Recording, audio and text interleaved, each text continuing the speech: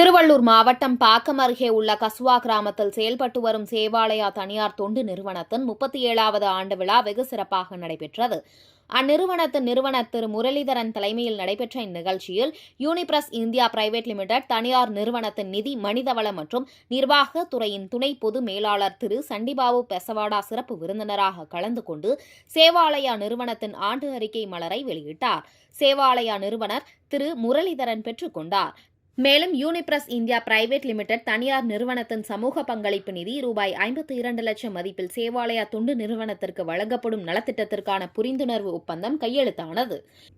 நிகழ்ச்சியில் பேசிய சிறப்பு விருந்தினர் திரு சண்டிபாபு பெசவாடா, சேவாலயா தொண்டு நிறுவனம் தனது பணியை சமூக அக்கறையுடன் செய்து வருவதாகவும், கடந்த 37 ஆண்டுகளில் சுமார் 16 லட்சம் ஏழை எளிய மற்றும் ஆதரவற்றோருக்கு வாழ்வு கொடுத்திருப்பதாகவும், சேவாலயா கல்வி நிறுவனங்களில் படிக்கும் மாணவர்கள் வரும் காலத்தில் பல சாதனைகள் புரிந்து சேவாலயா நிறுவனத்தின் பெயரை வெளி உலகத்திற்கு கொண்டு செல்ல வேண்டும் என்று நம்பிக்கை உரையாற்றினார். இந்நிகழ்ச்சியில் சேவாலயா நிறுவனத்தை ஆதரிக்கும் மற்றும் உதவி செய்யும் அமைப்புகளை சேர்ந்த ஏராளமானோர் மற்றும் 100க்கும் மேற்பட்ட மாணவியர் திரளாக கலந்து கொண்டு ஆண்டு விழாவை சிறப்பாக கொண்டாடினர். இந்நிகழ்ச்சியின் போது 5, 10, 15 மற்றும் 20 ஆண்டுகள் பணி நிறைவு செய்த சேவாலயா ஊழியர்களுக்கு சிறப்பு விருந்தினர் விருதுகளை வழங்கினார்.